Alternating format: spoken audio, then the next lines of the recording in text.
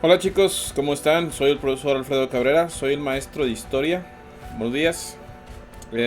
Bueno, el día de hoy vamos a hablar un poquito, o vamos a ahondar un poco en el tema de cómo los cazadores se hicieron recolectores, cómo fueron evolucionando o cambiando a esa modalidad, con la finalidad de empezar a establecerse ya en un solo sitio y no solo estar caminando y andando de un lugar para otro. Espero que anden muy bien. Primero que nada, pues vamos a unas pequeñas recomendaciones sobre el COVID y sobre esta pandemia que estoy seguro que la mayoría están siguiendo, pero no nos cuesta nada oír una buena recomendación, ya sea emocional o de hábitos de higiene, que nos pueden ayudar a mejorar nuestra salud. Bonito día y ahorita seguimos. ¿Te sientes estresado porque debes permanecer en casa en aislamiento o cuarentena? Las medidas de distanciamiento social son necesarias para evitar la expansión rápida del virus y limitar el número de enfermos. El estar en aislamiento o cuarentena puede afectar el estado de ánimo y elevar el estrés. Es habitual sentir impotencia, aburrimiento o soledad y depresión por estar en aislamiento. Si debes estar en aislamiento o cuarentena por algún tiempo, hay cosas que puedes hacer para reducir el estrés y cuidar tu bienestar emocional. 1. Mantén un estilo de vida saludable. Cuida la dieta, bebe agua suficiente, mantén patrones de sueño regulares y realiza ejercicio físico. Incluso en espacios físicos pequeños hay muchos ejercicios que puedes realizar con poco o sin equipo. 2. Mantén la comunicación con tus seres queridos. En casa, por teléfono, correo electrónico o videollamada. Puedes practicar ejercicios de relajación como respiración, meditación y mindfulness para encontrar la calma. Leer libros y revistas te ayudará a mantenerte distraído y pasar el tiempo. 3. Infórmate por fuentes confiables. Esto te ayudará a medir el riesgo y tomar precauciones razonables. Evita prestar atención a los rumores infundados e informaciones de fuentes no comprobadas. Sigue las indicaciones de las autoridades de salud locales y para tener más información fiable puedes buscar en las páginas web de la OPS, la OMS y de la Autoridad de Salud de tu país. 4. Limita el tiempo que tú y tu familia pasan viendo o escuchando noticias que consideren perturbadoras para reducir la preocupación. Para más información, consulta la página web de la Organización Panamericana de la Salud, www.paho.org/coronavirus. Muy bien, no olviden estas recomendaciones, no olviden seguir cuidándose y cuidando a los seres que queremos para que pronto podamos salir de esta pandemia.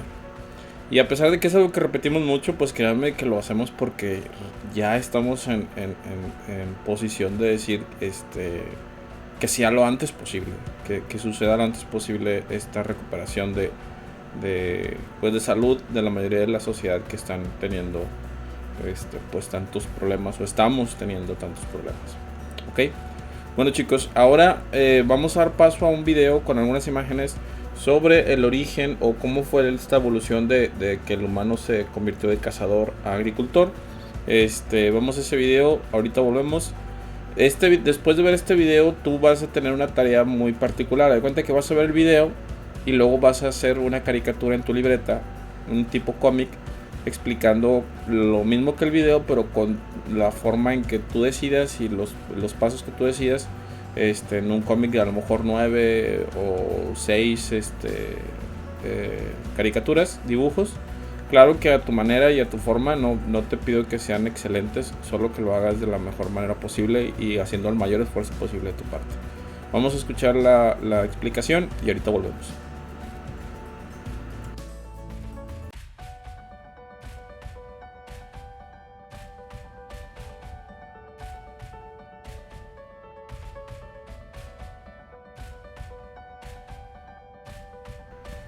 El paso del nomadismo a los primeros asentamientos agrícolas.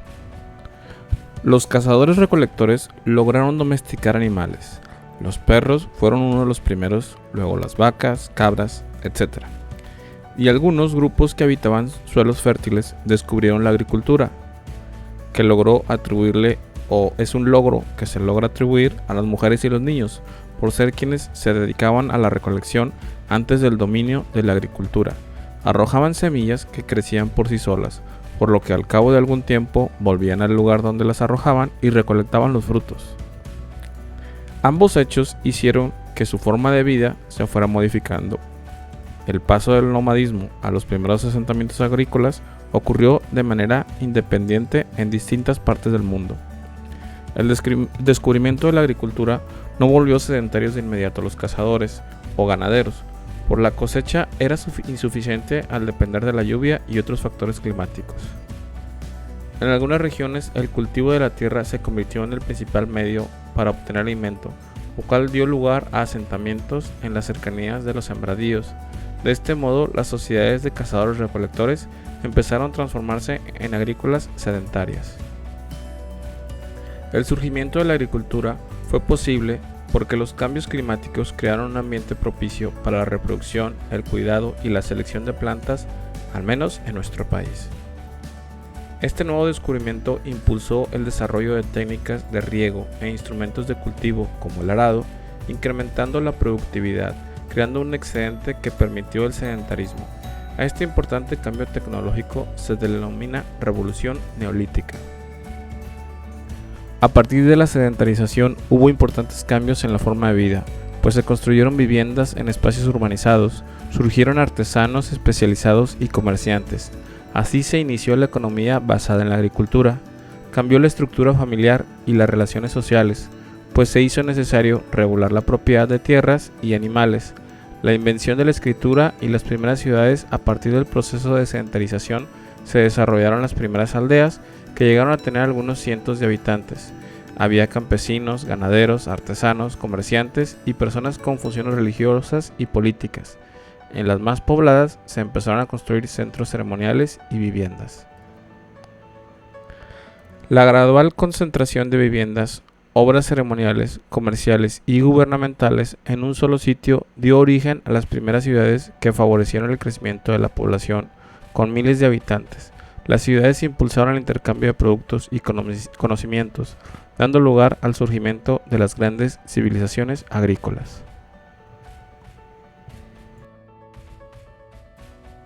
Ok, recuerda que tu labor es hacer una caricatura sobre el video que acabamos de ver, explicando la misma esencia, pero con tu interpretación, con los dibujos como tú los puedes hacer, haciendo tu mayor esfuerzo, ¿de acuerdo? Y ahora vamos a ver un video donde nos explica, por así decirlo, ¿se acuerdan que hablábamos de la domesticación del maíz? Ahora vamos a hablar de la domesticación del cultivo en general. Y explica lo que es el término pariente silvestre y la especie cultivo. Así es que tú en tu libreta vas a anotar estas dos definiciones o vas a explicarlas con tus palabras, qué es una y qué es la otra, ¿ok? Para que quede claro en tus apuntes y que sea parte del trabajo de esta semana. Vamos a eso.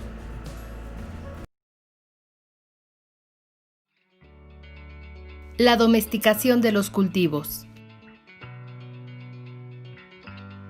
La gran riqueza biológica del planeta es el resultado de la evolución ocurrida a lo largo de millones de años en diversos ambientes en donde se han desarrollado las especies de plantas y animales. El ser humano ha contribuido también al proceso evolutivo a través de la selección que ha hecho de plantas y animales para su uso. La estrecha relación entre la diversidad biológica y la diversidad cultural se manifiesta en el proceso de domesticación. Los alimentos que hoy tenemos sobre nuestra mesa provienen en gran medida de este proceso ocurrido durante miles de años, mediante la selección de características de su interés, como el tamaño, el sabor, el color o la textura de las frutas. Actualmente recolectamos semillas de plantas cuyos frutos agradan al paladar, para luego sembrarlas en un lugar cercano. Muy probablemente esto hacían nuestros antepasados nómadas hace miles de años y pudo ser el inicio de la agricultura, evento que fue de la mano con el asentamiento de las comunidades humanas, dando paso así al sedentarismo. La domesticación de los cultivos actuales se dio a partir de plantas silvestres. Nuestros ancestros seleccionaron las semillas de las plantas que mejor cubrían sus necesidades, por ejemplo, aquellas que daban frutos más grandes. Así, a lo largo de cientos de años, la forma domesticada comenzó a separarse de la forma silvestre. Como consecuencia de este proceso, en la actualidad existe la especie domesticada, su pariente silvestre ancestral y otros parientes cercanos. Tanto la especie ancestral como sus especies cercanas se conocen como parientes silvestres de un cultivo. Bueno, los parientes silvestres son las especies de donde se originaron los cultivos actuales que nos dan alimento. Un pariente silvestre de un cultivado puede ser o muy cercano, como casi su abuelo, el ancestro de donde salió ese cultivado, o puede ser casi un hermano. En nuestro país, un pariente silvestre, ¿sí?, a veces está a un lado de su pariente cultivado. La cruza entre especies cultivadas con sus parientes silvestres puede producir que sus descendientes tomen ciertas características del pariente silvestre que deseemos, por ejemplo, la resistencia a algunas plagas. Sin embargo, también pueden heredarse características que no queremos, como frutos más pequeños. Pero volviendo a cruzar a la nueva generación híbrida con los cultivos, podemos recuperar las características de los cultivos y mantener la variación útil de los parientes silvestres. A este proceso se le conoce como mejoramiento, utilizando a los parientes silvestres. Los parientes silvestres son la moneda de ahorro en el inmenso banco de la biodiversidad. Son plantas muy parecidas a sus contrapartes cultivadas, pero tienen características particulares. Por ejemplo, pueden tener mayores posibilidades de adaptación a ambientes secos o húmedos o resistencia a enfermedades. De esta manera, se podría decir que son un seguro de vida para los cultivos que hoy nos alimentan. Gracias a ellos y con la ayuda de los procesos de mejoramiento, es posible adaptar a nuestros cultivos ante las cambiantes condiciones ambientales, garantizando así la permanencia de los alimentos que tanto disfrutamos. Entonces, los animales silvestres, donde vienen los domesticados, esos no solamente fueron sujetos o algunos de ellos sujetos a la evolución bajo domesticación, tienen millones de años detrás de selección natural, de cambios que se han ido dando y que están contenidos en el pool genético de estas especies silvestres.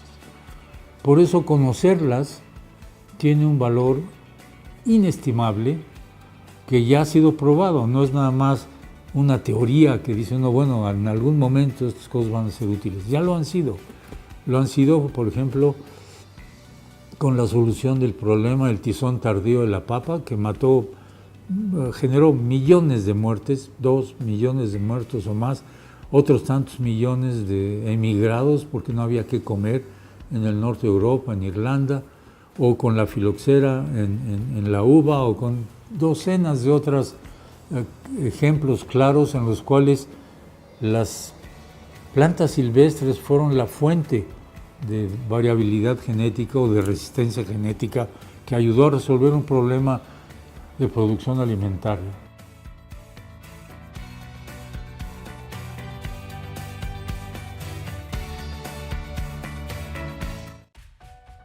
Ahora, en el siguiente video vamos a ver las áreas en las que se dividió México, bueno, nuestro país en aquel tiempo, que son consideradas como las subáreas culturales de México. Después del video, vamos a dar por terminada el tema del día de hoy. Si se dan cuenta, han sido temas muy cortitos. Si es que no es mucho trabajo, es solo que le pongamos un poquito de empeño. Vamos al video y ahorita volvemos.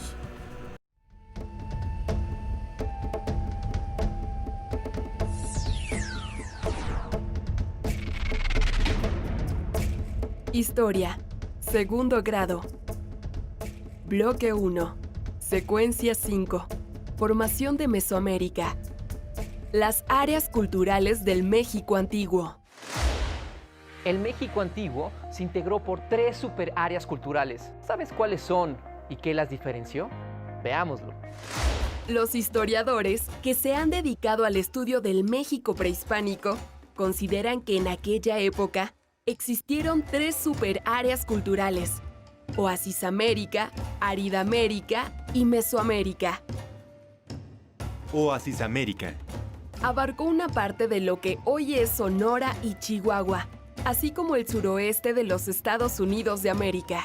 Su clima era predominantemente árido, pero los pobladores aprovecharon cuerpos de agua a través de canales de riego y lograron desarrollar complejos sistemas de cultivo influenciados por Mesoamérica. Algunas de sus áreas culturales son Anasazi, Jojocan y Mogollón. A esta última pertenece el asentamiento de Paquimé. Aridamérica. Abarcó el actual territorio de Baja California y Coahuila, así como partes de los estados de Sonora, Chihuahua, Durango, Nuevo León, Tamaulipas, Zacatecas y San Luis Potosí, además del sur de Estados Unidos. A pesar de que el clima árido es su rasgo dominante, las culturas fueron de recolectores-cazadores y mantuvieron contacto con los agricultores y recolectores-cazadores de otras superáreas. algunas de sus áreas culturales son la Gran Cuenca, Apachería y el norte de México. Mesoamérica.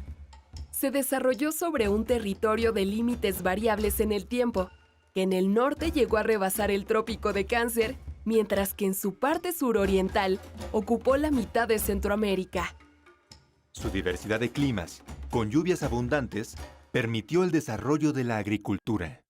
Se consolidaron aldeas y pueblos con diferenciación social y posteriormente se desarrollaron ciudades, algunas con complejos sistemas de escritura y relaciones comerciales.